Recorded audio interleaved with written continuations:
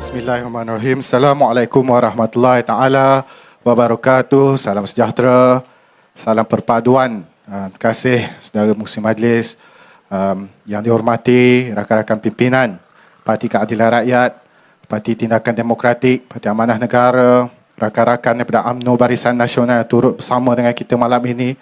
Seterusnya tuan-tuan, puan-puan yang saya kasihi dan saya hormati. Ini dah jadi pentas kedua saya di Labu.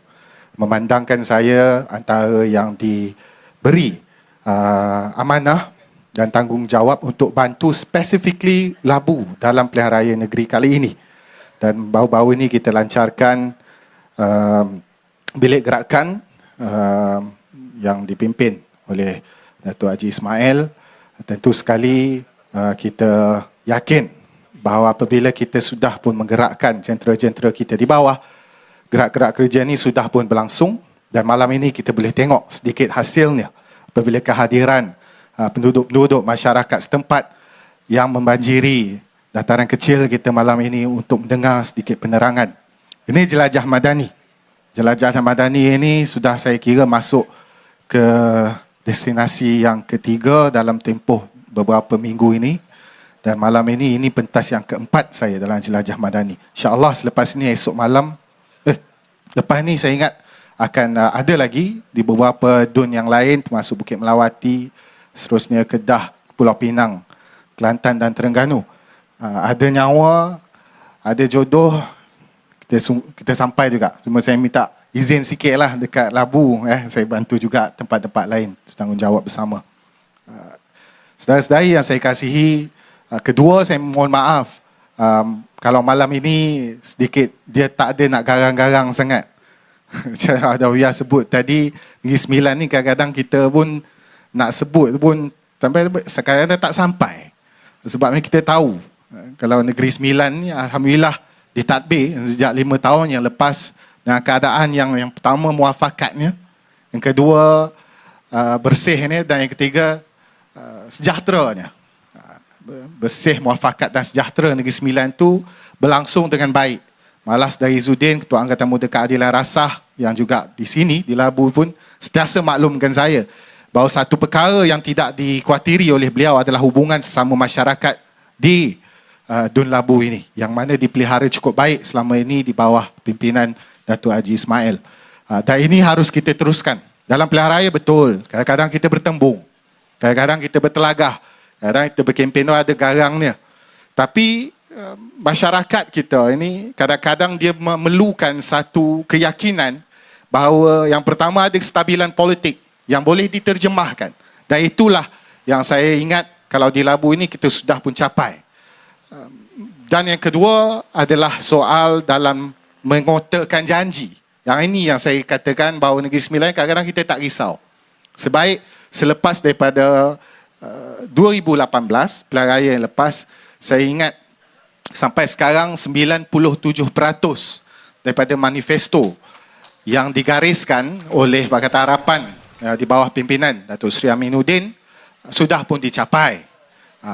Dia meliputi 71 janji manifesto. Dia bukan 97% tu 10 janji je. 97% meliputi 71 janji-janji dalam pilihan raya. Ada sikit lagi yang mungkin masih lagi perlu diperkemaskan dan perlu diusahakan.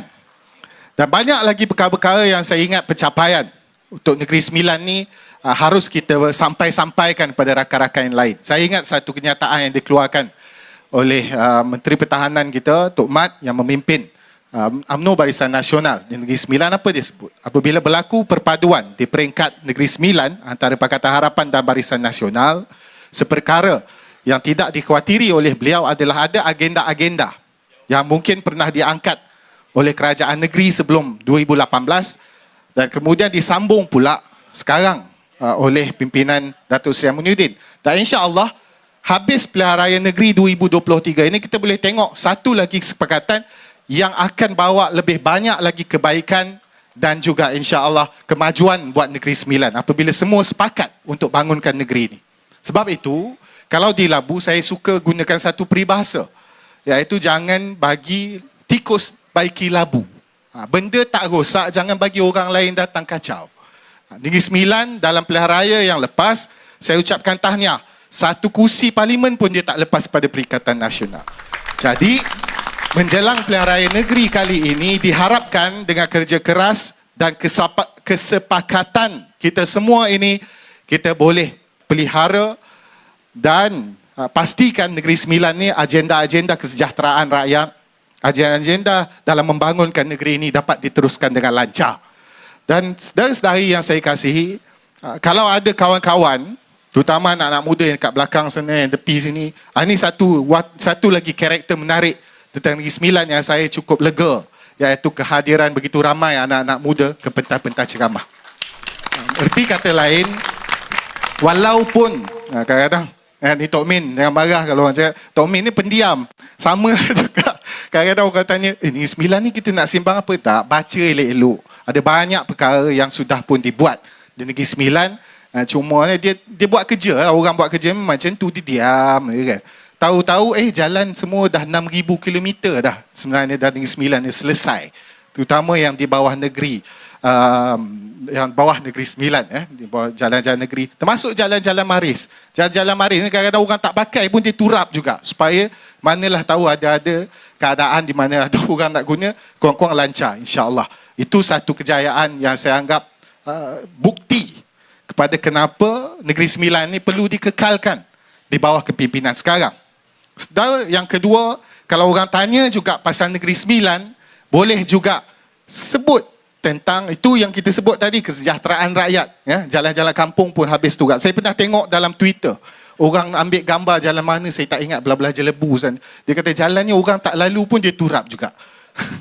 Begitulah sikap yang dia ambil oleh kepimpinan Negeri Sembilan. Dia nak pastikan tak ada cacat celah selagi ada mandat dan juga selagi ada kuasa dalam masa yang ada sekarang. Yang kedua, kalau orang nak tanya juga dalam skop yang lebih besar, ni sekarang pilihan raya negeri. Dalam pilihan raya negeri, orang akan cuba buat perbandingan juga sedikit sebanyak.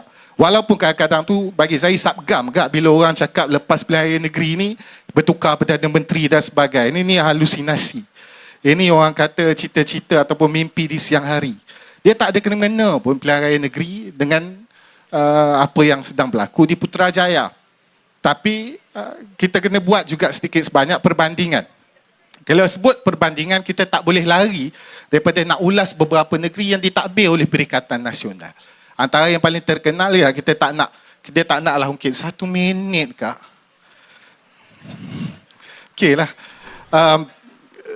Sekarang ni sebab baru balik dengan saudara Rafizi daripada Kedah, mereka selalu Kedah ni lah. Kita selalu jadikan perbandingan. Dia bila tak ada agenda yang kuat bagi membangunkan negeri, dia ada satu solusi yang saya kira cukup kreatif dan saya suka sebenarnya. Cuma fikir juga macam mana nak buat. Antara lain ni kalau macam di negeri Kedah tu, bila dia duk salahkan persekutuan ni, kita nak bangunkan kulim dan sebagainya, persekutuan tak bagi. Macamlah dulu kerajaan persekutuan tu tak ada PAS. Sekarang dia salahkan Perdana Menteri Datuk Seri Anwar. Tapi solusi dia bagi apa? Dia kata kita kena ambil balik Pulau Pinang. Itulah cara dia nak bajukan Kedah. Susah kita.